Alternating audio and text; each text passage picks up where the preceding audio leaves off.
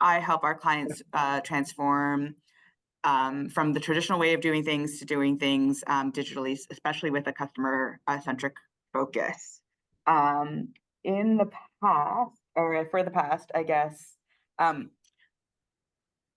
it was surprising to me, actually, like in a pleasantly surprising way, that unanimously I sent the survey to 8 people, and unanimously everybody wrote that I have integrity, I have the courage to do the right thing, and I do what I say that I'm going to do. Because to me that, to me that doesn't really feel like a differentiator. To me that feels like table stakes. And so what I'm really looking forward to is using that strength or using that differentiator as part of my brand, because for me, I've always overlooked it. I've never thought of that as something that is unique about me. So that's what I'm looking forward to. Eliza, what you just said is one way that people often identify their superpower. So this won't necessarily be the sake for all of you, but if there's something that comes easy for you that you learn isn't so easy for other people or doesn't come naturally, that can be your superpower. I have a feeling, I just got the shivers. I love it when this happens. I think your superpower might be your integrity and courage, which, by the way, also, you reminded me, I'm reading a really good book right now by Sylvia Ann Hewitt. It's called Executive Presence 2.0. She's a little bit older, and my only criticism of the book is it's a little bit old school, but she is calling it 2.0. So it's like the next version of all of her research on executive presence. And she talks about how the best leaders, the most successful leaders, have the courage to make a decision. And it's not always the right decision, but they're like, here's what we're doing, here's why we're doing it. And I kind of heard a little bit of that. You said use the word bravery. I like courage. Anyway, awesome. And I think you might, yeah. Can you remind me who wrote the book Executive Presence 2.0? Sylvia Ann Hewitt. I think it's Hewitt. It might be Hewlett. I think it's Hewitt. She also wrote an article, I think in January, HBR, called The New Executive Presence, which I like. I have a different model of executive presence, but I've actually been emailing with her a little. Who are you going to tag? I'm going to tag Mark because he's beside me on the screen. Thanks, Eliza. I'm Mark Fowley. I'm Vice President of Product Management at Medcan. And so at Medcan, I'm going to borrow from Miriam. I collaborate across teams and really bring teams together to launch new solutions for our clients and to execute on our revenue goals. I'm like others here, am embarking on a career transition, looking for my next opportunity. My roots are in consulting, where I really worked at the intersection of strategy and execution, bringing teams to align on how they want to go forward. And one of the two themes came across in the feedback that I've heard, and I'm going to borrow on both of them. And so one is the ability to think both strategically and to roll my sleeves up, which really helps in that ability to kind of blend strategy and execution and say, okay, this is how we're going to move forward.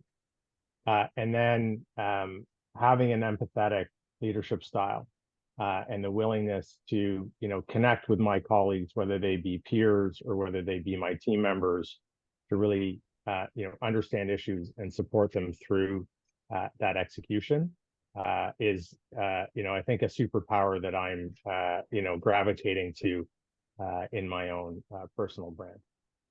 So that's me. Yeah. Oh, you want to say, sorry, I almost cut you off.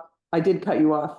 Go to the future. You're looking forward to. Yes, I forgot about that part. I was just going to go to the future and tag the next person. Yeah,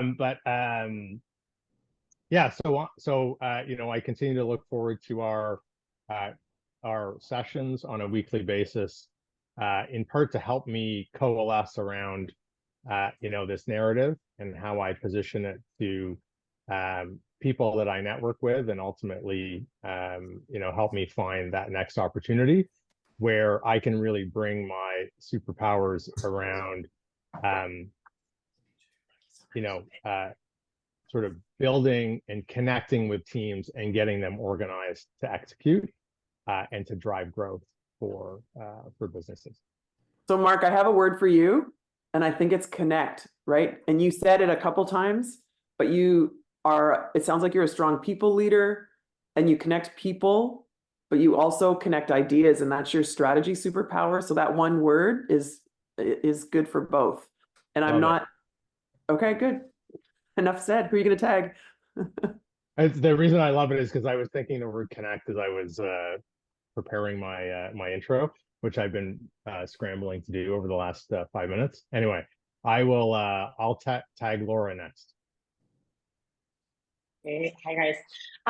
So I'm Laura. I'm the founder and CEO of Tatted, which is a double-sided marketplace for the tattoo industry where clients can discover and book their ideal tattoo artist.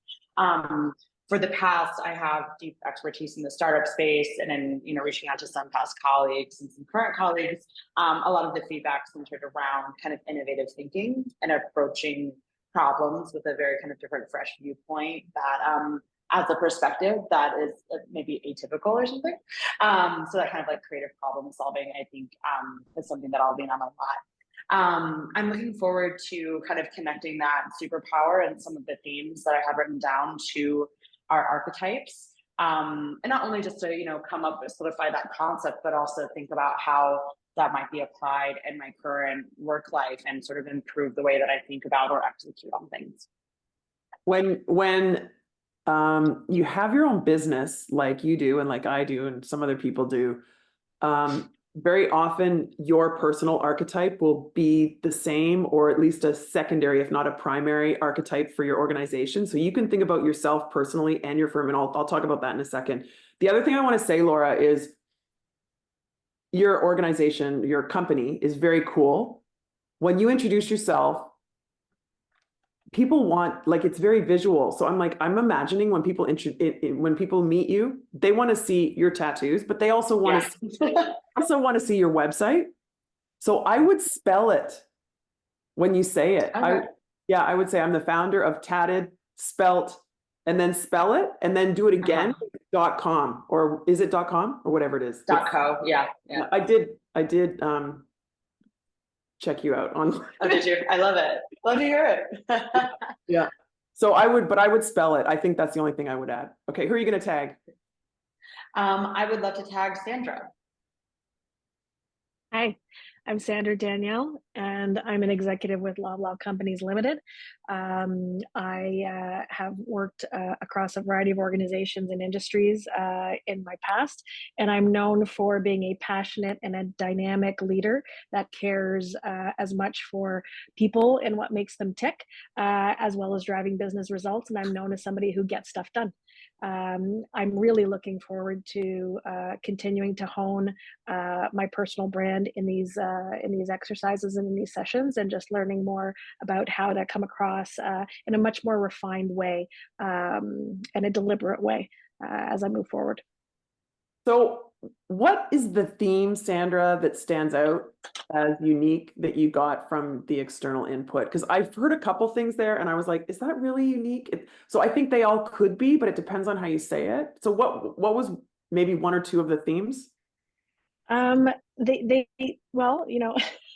the one that's one of my favorites, but I wasn't sure if it's appropriate to say, is she gets shit done and takes the bull by the horns. So I'm known as somebody who delivers results, and I do it in a very, I didn't want to kind of copy some of the things that you said, but I'm known for having a lot of energy and kind of winning people over onto my side and kind of moving people into the direction and kind of transformational change, and doing it in a way where people are like, yeah, let's make this happen. I know what your archetype is, but that's going to come up in a minute. Okay, so let's hold on to that. And as for profanity, I'm another one of the topics that I'm absolutely obsessed with. I think it's fascinating. I interviewed a couple of years ago a linguistics professor at the University of Calgary who teaches a class on rap lyrics. And he is like the most understated, kind of boring, conservative and small c conservative kind of guy, right? And I learned so much. I learned so much from him. So profanity doesn't really mean anything, but it has social meaning in our minds. So you just have to remember when you say it, like you, of course, you know this, right? But I mean, the research shows you can offend people quickly. On the other hand, you can also draw people into you. So I would avoid profanity pretty much at all costs in the workplace, unless you know someone really well and it's a private situation. Because when you do that, it's like saying, I trust you and you're in my, and I'm not saying you should use profanity, but so if I was in a job interview and I knew that people said that about me, I would wait till like fourth round interview. And then if only if the other person had sworn, I would reciprocate. By the way, there's also research that when you reciprocate, when someone uses language and you adopt vocabulary that they're using, including profanity, they implicitly believe that that's flattery. It kind of is, right? You're reflecting back to them the way they talk. So anyway, that's my short little sermon on profanity. Okay, Burr. I like it though, Sandra. I'd partner with you. You two can go into a private breakout room and swear at each other like truckers. Okay. Hi, I'm Fer. I'm an entrepreneur. The theme that my team always goes back to when speaking about me is they say that I have a regal ambition and that I'm passionate about breaking things and rebuilding them anew. So that's that. And in terms of the future, I would say I'm excited about the chance of actually changing the world, how talent is perceived and treated worldwide. Wow, that's very inspiring. I love many of the phrases that you use that. I also have a pretty good idea which archetype you are. Yeah, You also introduced yourself similarly a week ago, right? You said yeah, breaking things and rebuilding them and making an impact and changing the world. So I love this. Okay. Let me start by saying that all of you now have completed 2 of the inputs to identifying and articulating the creating stage of your personal brand, right? You've done the self-reflection and you've done the external input. There are tons of other ways that you can get input to your brand, as you can imagine. Have any of you ever taken a personality test? I've taken them all. Them all. Yeah, I built mine, so I had to learn. Sorry, say that again. You built a personality test? Yeah, my company is called Human Singularity, and we have actually come up with a way of finding accurately what makes each person unique, so that we can tell them what their unique skills are and what roles they would be world class at, and then how to achieve that potential. But I'm just a terrible salesperson, so don't mind me. Well, I want to set up a meeting with you after to talk about potentially hiring you to help me. So no, you're not Yes, that ma'am. salesperson. Will do. So what, I guess copyrighted, is that the right word? Is it copyright or trademark? I think it's copyrighted personality tests out there. Have you taken? Any of you? I've done go next. Myers-Briggs, Deloitte's business chemistry. I've done, what else have I done? I've done DISC at one point. I've done TASE. Oh, that one. Is there another one? And I've done StrengthsFinder Okay. from Gallup. Okay. Anyone have any others that they've taken? Herman Brain Dominance? What's it called? The Herman Brain Dominance? Oh, I think I've heard of that one, but I haven't taken it or read it, actually. So a couple things about personality tests. First of all, Myers-Briggs is the #1 most popular personality test in the world. It is not based on science. And there are a lot of people that really, including social psychologists, who create these kind of tests, as you probably know, for a living. are very much against it because it's not binary and all this stuff. So that's just kind of an interesting fact. But for some reason, it just keeps hanging on. If you're interested, Adam Grant does a lot of riffing against the Myers-Briggs test. The second thing I want to say about personality tests is I have a hack for you. For any personality test that you've already taken in the past, and any personality test that you find online or that someone gives you and you read, you don't actually need to take the test itself. You just need to, for our purposes, read what the traits are and identify where you're off the charts. You all have enough self-awareness to know where you're off the charts. And then that trait is something that could and possibly should be incorporated somehow into your personal brand, okay? As a personality or maybe as a leadership style, right? We don't want to have all just personality types or traits on our document. Remember, we also want to have credentials and leadership style and hobbies and all that stuff as well. But you're probably going to have several that are traits and personality types. So for me, on the Myers-Briggs, I'm an ENTJ. Also, so let me just finish that sentence. So I'm an ENTJ, but I'm really, if you look at the scores, I'm off the charts for E, and then the N, T, and J are kind of in the middle. So based on what I just told you in terms of this hack, the N, T, J doesn't matter. The E matters. And if you look at my personal branding document, I have the enthusiasm and energy there, right? And so the idea here is, based on the personality tests that you've taken, and if you want to do more because they're fun, we all love diagnosing ourselves, right, Fer? Yeah. Yeah, we do. Yeah, this is an insight that I realized and that I'm starting to leverage as well.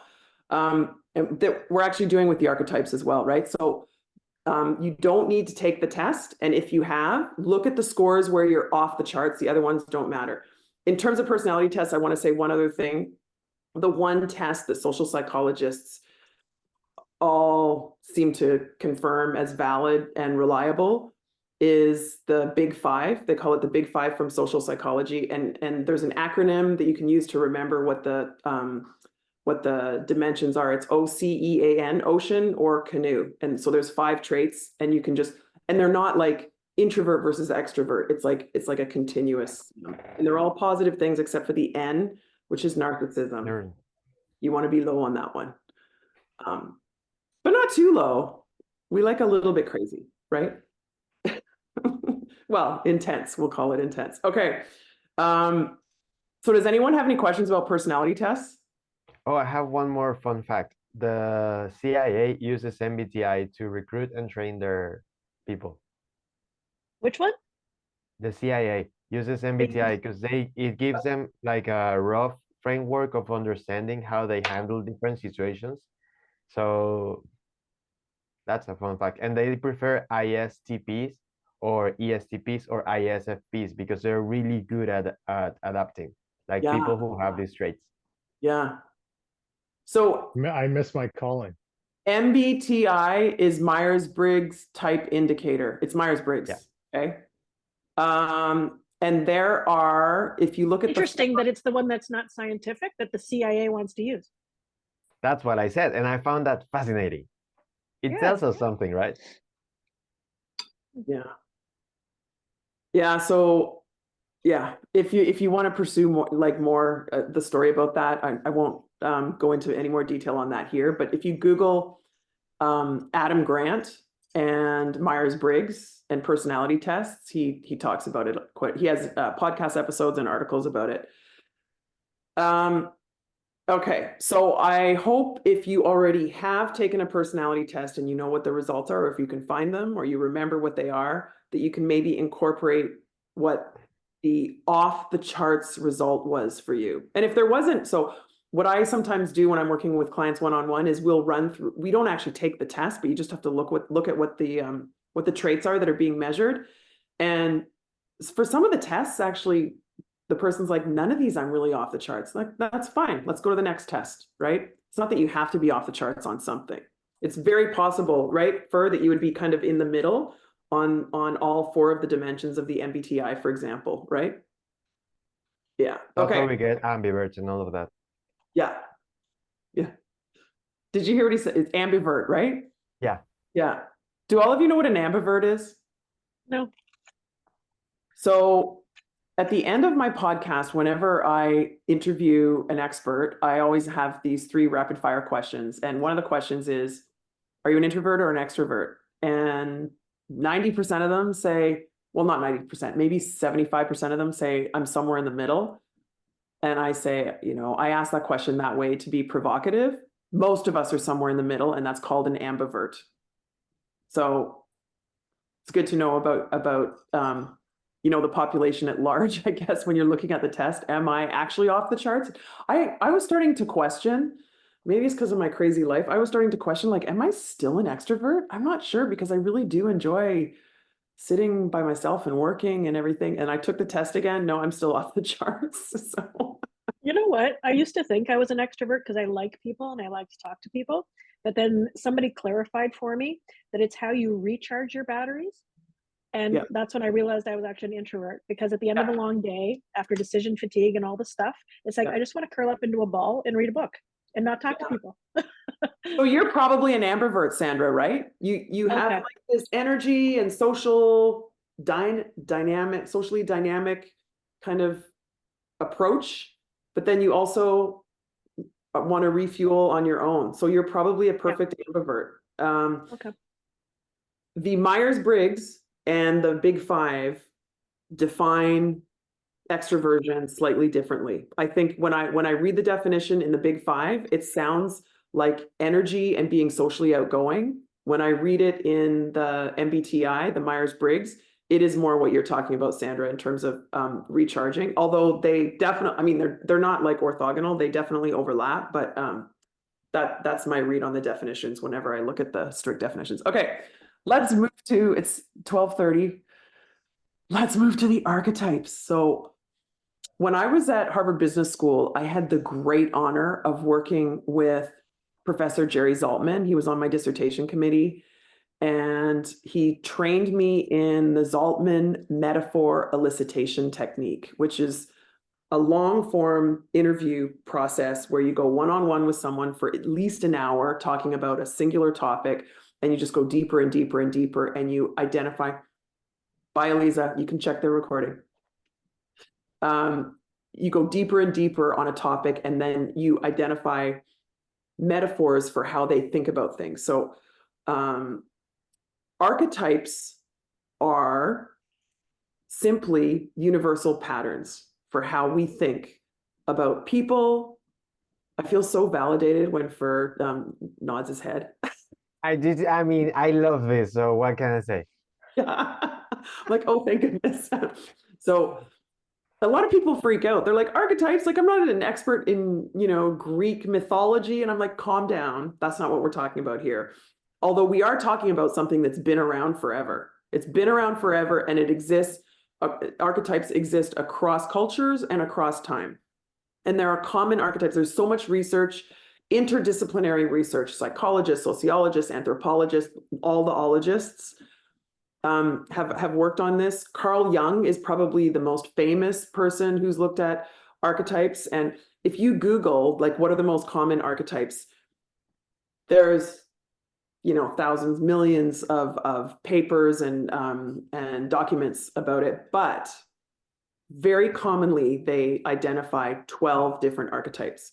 So based on those, and from a variety of sources, I created this document to help us identify which universal pattern that other people have in their minds already resonates most with us.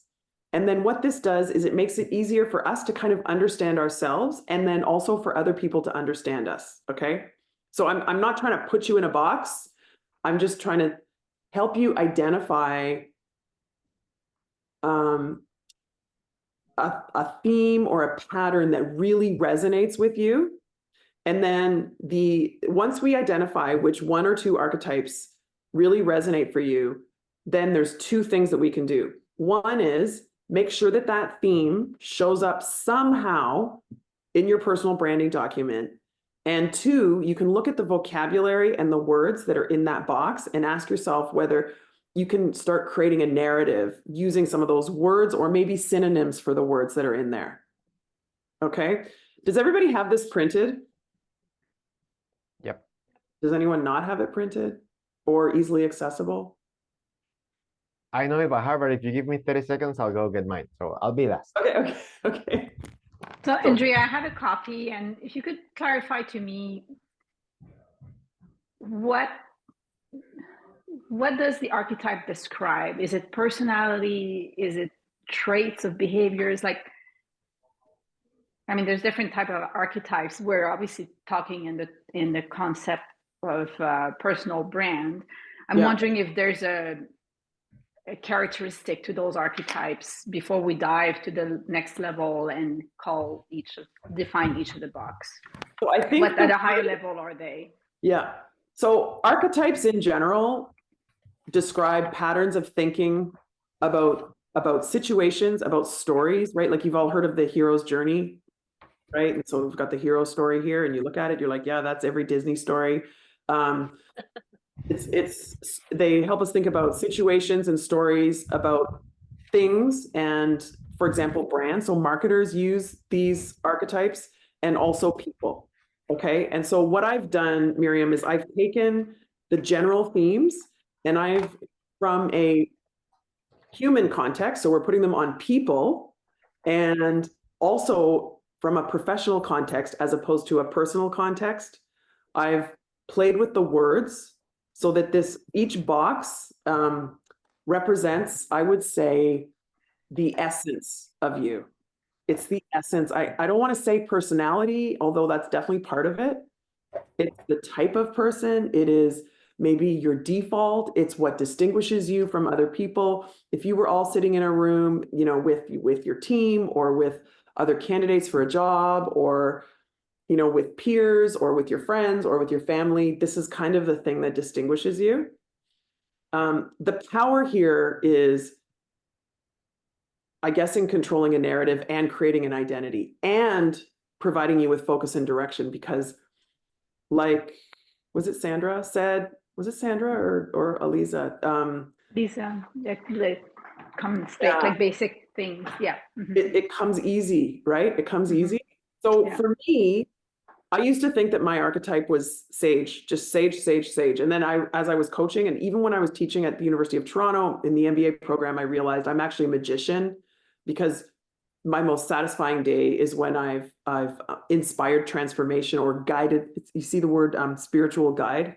So I've guided someone through a transformation as a magician. And so when I get an email from someone like a past client and they say, Andrea, you know what happened today? This happened, actually someone from Deloitte who lives on the other side of the ocean said, based on the personal branding workshop that we did, Andrea, I recently had an interview for a big promotion and I got it. And I used the 3-point self-introduction framework. I talked about my superpower. I felt confident and I nailed it and I got it. And thank you. And I was like, oh, that's my best day ever. That's Andrea's best day. Right. So that's me as the magician. So then that helps me realize what I should be doing for a living, helps me introduce myself with confidence. Like I'm a communication coach that creates impact with people, right?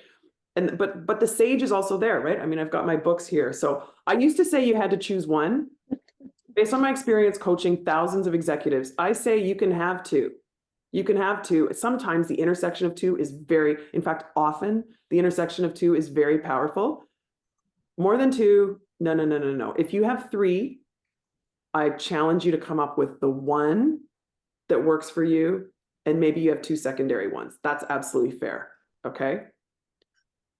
I'm going to tell you a quick story as you're looking at the sheet and trying to think about which one you might be. I'm going to tell you one other quick story, and then we're going to go around and try and diagnose each of you. I don't know if that's the right word.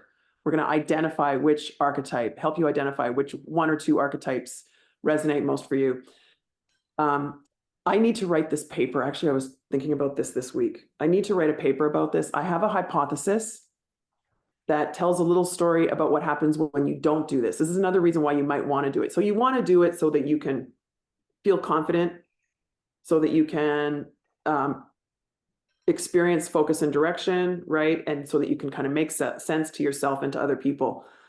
Also, because if you don't, someone else may misidentify you, and that can damage your career. Take, for example, Hillary Clinton.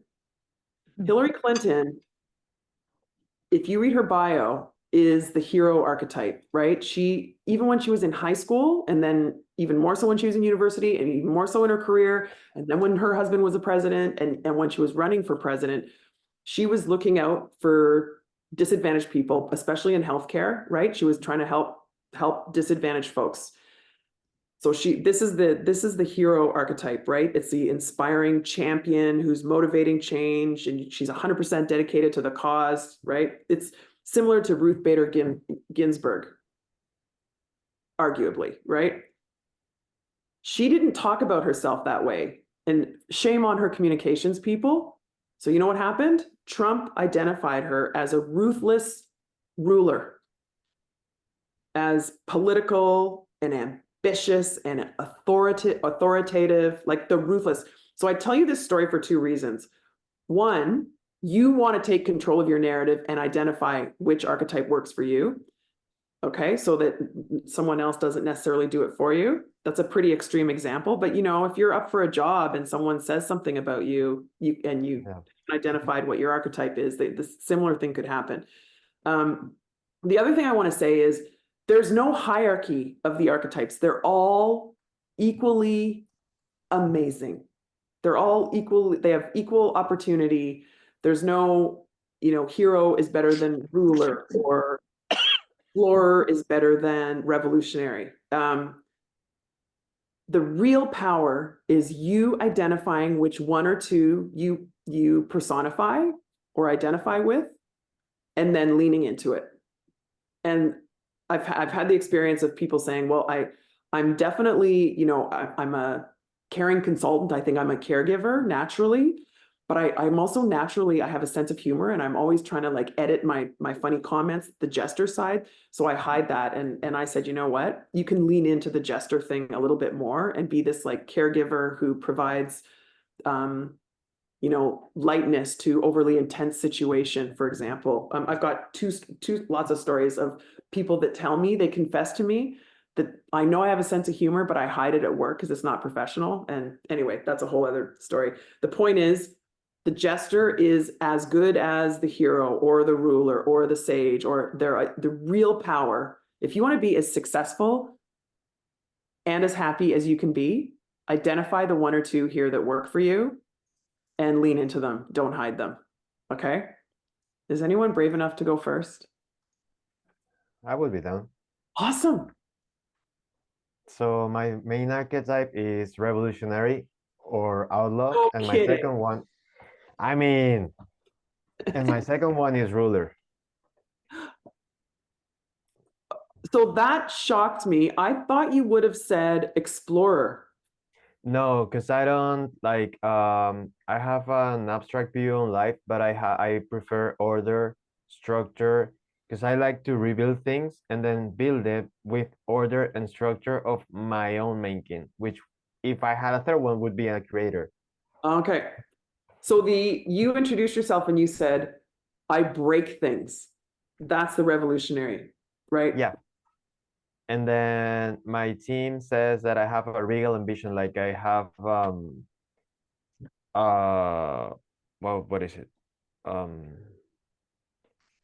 Something about me suggests to them that I believe that I deserve the thing that I'm pursuing, even though if it's crazy, if it's really big. So they say that I bring them peace of mind and stability. That's why I. Sorry, what was the second one for? Which one? Ruler. Ruler. Okay. Benevolent ruler, not malevolent ruler. No. Yeah. Okay. I love it. And it sounds like this session's kind of resonating with you, right? Because you think about this stuff in this kind of way. And so I guess if you want to go next level, you can think about which one are you personally maybe more of, and then which one is your company more of, or is it, right? Like, does your company Yes. So both of my companies have Rebel. So my school is Creator first and then Rebel second. And then Human Singularity and my consulting firms are both Rebels first. Yeah. Okay, so you just reminded me of something. I changed, so as you're diagnosing yourself and listening to other people's diagnose them, or we're helping other people diagnose themselves, don't get stuck on the individual words. As Fern probably noticed, I changed some of the words very purposefully. So one of the archetypes is called rebel. Yep. I changed it to revolutionary, partly because when I called it rebel, even people that really do personify that would say, no, I'm not sure, because they think that's not appropriate at work. There's a couple of other examples. Impassioned is lover. So if you Google, what are the 12 most common archetypes? On that list, one of them will always be lover. So 0% of the people that I was coaching were saying lover. Why? Because when you're a lover, usually you get fired. Right? So I changed it to impassioned, and all of a sudden, like, every HR executive that I coach tells me that that's and it's true. It's true. Right? So my point here is, don't get hung up on, if you're like, well, Andrea, I think I'm a citizen, but I'm definitely not, well, that's a bad example.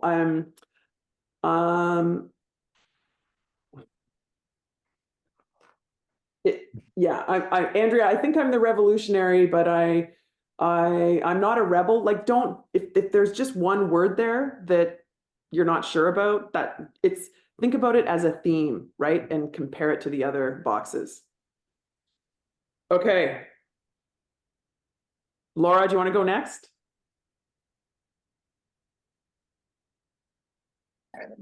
Yeah, so I actually had looked at archetypes before, and I don't know if what this is based on, but I think it was a similar kind of structure and layout, because I kind of remember some of these. I was, as you might imagine, the revolutionary. I would say maybe 70 to 80% revolutionary with a little bit of the creator in it. I think the creator side maybe can speak even to what I was referencing to some of the feedback that I got that also did resonate with me around sort of that creative thinking, that sort of innovative thinking, and yeah, just being kind of like intellectually creative. And with the revolutionary, I think going against the grain is something that's always been a part of my personality since very early on. And being pretty loud about that has also been something that's been part of my personality, which I think, leads well into being an entrepreneur and trying to innovate, a counterculture artistic space like tattooing, who also, I think tattooers themselves also probably would resonate with the revolutionary / rebel personality. So yeah, that was mine. It sounds like it's validating, right? Like, I'm sensing enthusiasm in your voice. You're like, yes, I see myself there. And furthermore, it may validate what you're doing with your life, with your career, right? Right. So a lot of people, I've got a very powerful and true story to tell you all right now. I was coaching a guy who had just been laid off. He was very successful CEO, and his company, he was a CEO of this big beverage manufacturing company, like a big one. And it got bought. So he stayed on for a year and then he left, which was the terms of the contract. And then he was like, Andrea, I don't know what to do. So I'm going to come and you can help me figure it out. And I'm like, well, I'm not a career coach, but let's do the personal branding thing and hopefully that'll help you. Long story short, in the top corner, Explorer, you see where it says Trailblazer? He's like, that is me. That is me. I'm like, okay, so now you can't go work for boring company. You have to go work for exciting company. And he was in a 3rd round interview with boring company. And he asked them this very beautiful question. He said, are you looking for a CEO to charter open waters and explore new territory and opportunities? Or are you looking for a CEO who's captaining a ship and making sure that you're getting into the harbor on time and you're avoiding icebergs and other ships? And they're like, oh, great metaphor. For the first 5 years, it's probably the latter, but then it'll move. And he said, Andrea, I had the confidence to stand up in the middle of the interview, thank them for their time. And he's like, I'm not an asshole. I wasn't rude about it, but I said, I had a feeling that was going to be your answer. And that's why I had to ask it. I am a trailblazer and I know that I need to be chartering open waters. And they were like, oh, sorry. And he's like, yeah, me too. And he left. And I was like, oh, Good on him. isn't that a cool story? Yeah. Yes, it is. Yeah. Okay, who wants to go next? Happy Yeah. to. Amazing. So this last story you just outlined resonates with me a lot. The explorer, I can identify myself with that throughout my career, and having lived in 5 countries and worked in 5 countries and launched 12 different products, always at the cutting edge. So that resonates. But there's also another important element to me, which is related to the people and developing them, fighting for them, speaking up when things aren't right, making sure we always have the patient at the center. So I don't know if it's hero or impassionate when I look through that. So I mean, on hero, yes, there's a disciplined approach to how I do things. I do look to inspire the team. I will champion them. I will put them in situation where they can shine. But on the other side, like you could argue, I'm devoted to their success and their growth, very much relationship focused as well, to the point where I will sacrifice my visibility to give it to others. So yeah. So anyway, I'm kind of, it's probably not both, but there's elements of both. You're bringing up a really interesting point. I think it's interesting. These archetypes are not completely mutually exclusive, right? So they kind of, they do overlap in some ways, in some dimensions. Interesting how you've seen the overlap between hero and impassioned. I think the difference between the two, though, is that the hero is the leader who's doing it on behalf of other people. And the way you just spoke about it made me think you are the hero. It's not that you're not passionate, it's not that we're rejecting that one, but I think you're closer to the hero. And you said, because I'm in a position of power to do it. And yeah. Well, you're using your position of power to do it, right? Yeah. Yeah. Yeah. Yeah, exactly. So that combination of explorer and hero, Miriam, is a beautiful start to you controlling your narrative, to the tell us about yourself and what distinguishes you relative to other candidates for this job, right? And then you don't say I'm the explorer archetype and the hero archetype, but you get the idea, right? You have these themes that you can go down. You probably you can define them. This is what I always say if you're in an interview, you say what it is, you control the narrative, you say what it is, you define it, share a few examples, right? And you'll know that if it's really true about you, if the examples come easy. Okay? Yep. Okay, thank you. Who wants to go next? I see 2 people quietly looking at each. I'm happy to. Okay.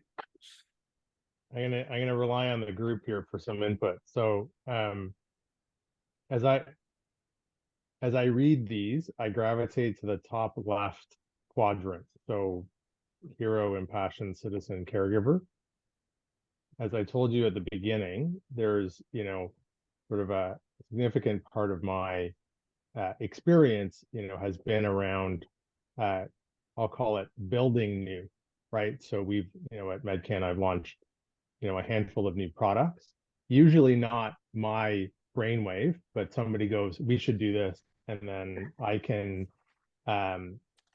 organize, right? And so back to personality tests, if you do the strengths finder by Gallup, the strength, sort of the biggest strength that comes out for me is being the they call it arranger. Arranger, yeah. I like organizer better because that sounds a bit more practical and relatable to folks. But there's an element of I organize, right? I can bring people, ideas, pieces together. Okay, now we get a plan and let's go. Although I'm not much on the get the last detail over the line kind of guy, because by that point I want to be out of it. So anyway, I tend to gravitate more to the top left. The one that I highlighted was impassioned or citizen, but then there's but then creator or explorer don't quite land with me exactly because I'm elements of it, open-minded, innovative, but in a execution vein. Yeah. So that sounds like citizen. That sounds a lot like citizen. So tell me why. Not citizen on its own, but the hardworking, right? Like whenever I think of citizen, I always think of Michelle Obama. Like everyone likes her and they want to follow her, and it's a little bit different from the hero, right? Like I'm tempted to say hero, but I think you're like a citizen leader. Yeah. That and that lands, right? So like, one of the people I got feedback from was, a former direct report of mine who used terms along the lines of hardworking, committed, empathetic, always, willing to, make time to connect with the team. So citizen and impassioned were the two that I actually like started. Yeah. So you got to be careful, Mark, as you're seeking leadership positions, that you don't sound like you're just a nice guy. And I 100%. certainly am not putting down nice guys at all, but I'm just saying, really be careful in your narrative. You could say things like, people tell me I'm one of, like, I'm looking down at the words here, right? People tell me is magic. We're going to talk about that next week, but 3 magic words. People tell me I'm one of the most hardworking, friendly, down to earth leaders. Use the word leader as much as you can. And having these traits ascribed to me gives me credibility as a leader. People want to follow. So I have strong followership. It's a little bit different, right, than the way you would talk about it with the hero archetype, where like they follow me, I'm advancing the cause, and you know what I mean? Championing the cause, I guess, would be the language. You said that lands, right? Yeah. And then maybe the impassioned is secondary. And I can see, do you see how these combinations are so powerful when you identify two? It's often, that doesn't mean that if someone really personifies one of them, that that's not a good thing, but often it's at least as good to have two. All right, Sandra. So I'll be very frank with you. I struggle with this the most, right? So because I see so many different pieces of me, and that's part of my challenge, right? Is articulating something that I can lean into that's a little bit more singularly focused. So, similar to what Mark said, there's some words in different places that have followed me wherever I go. So hardworking, I'm a daughter of immigrants, and so I've been working since I was 13. And so work ethic is a big deal for me. But I'm also really open-minded, constantly striving to learn, and I don't like to do the same thing over and over again. I constantly want to be trying new and different things. The one that if I had to kind of triangulate on that I think is the closest is probably impassioned, because whatever I do with a lot of fervor, and that helps me get a lot of people on board. So similar to what Mark was saying, when I look at my strengths finders things, mine is activator, communication, arranger, responsibility, and input. So I'm trying to kind of figure out where I'm at, but the ones that I think are the closest, that have the cluster of words that are the most of who I think I really am, is impassioned probably first, and then either jester or optimist, because I'm always thinking about like, yeah, why not? Why shouldn't we do this? Like, they can only fire me once. Let's try something. Let's try something different, because the same old shit isn't going to work, right? So I'm known as somebody who they put on hard projects that require transformation, because I can marshal resources. People want to work with me. I can get them going in that direction and deliver. So I think it's impassioned, but I'd love to hear what you think. So based on what you just said, my mind was this, no, this, no, this. So I know, that's exactly my problem. Okay, so let me first tell you what I was thinking. I was thinking you may be primary impassioned or impassioned cross-indexed with something, okay?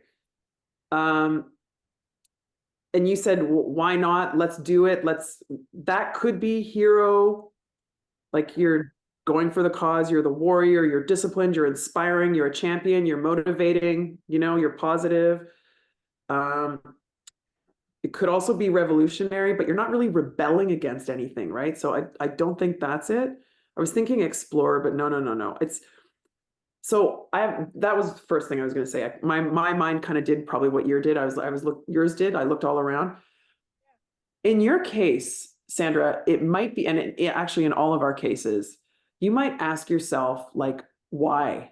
So I had a client recently who I've been working with for years, who was like, I think I'm evolving and changing, and this archetype isn't really working for me anymore. And I was like, that's interesting. Okay. And then we started talking about her purpose, and through a whole bunch of questions, we came to the fact that her purpose was creating impact. And so that's why it was hard to find something here, because it wasn't talking about how, it was more she's focused on the what. Like, I want to make an impact. I will find a way to make it happen as long as I make an impact. And she's like, that's my purpose. And I was like, oh, okay. So what do you, but this is a really hard question that I don't expect you to answer right now, but what do you think your purpose might be? And that's it, to create an impact. So whenever I talk about what I want to do next, whenever I talk to people about what I want to do next, so here's a perfect example. I am not a pharmacist. I'm a business graduate, majored in marketing, minored in communications. And I've worked in telecommunications and a variety of different industries. And kind of growing up in these organizations, it was like, I love leadership and I love marketing, but I'm in operations right now and I'm running pharmacies. So creating an impact is about making a difference in Canadian healthcare through pharmacy at this point in time. Doesn't mean I'm wedded to healthcare. And also, I really love making an impact with people. So your point, your example that you said about some of your happiest moments, when somebody comes to me and says, Sandra, I remember you told me this 5 years ago and it made such an impact on my life, that makes my day. That's something that I could have actually helped somebody get from point A to point B, excites the shit out of me. And it makes me happy that I've made that impact, whether it's on people, results, or something bigger. So I need to be doing things that make a big impact. Otherwise, I'll be bored senseless. So did you all see how she defined it and started riffing out stories? She's nailed it. This is your superpower. What is it? What did I say? I think it's hero and impact. You're a passion. I got the head nod from Fur again. Thank you. I'm sorry. What did you think? Tell me. No, don't be sorry. Diagnose me, because I can't seem to figure this stuff out. It's hero and impassioned. And so the way you answer the question, what differentiates you, is I am so passionate about bringing people together to drive impact.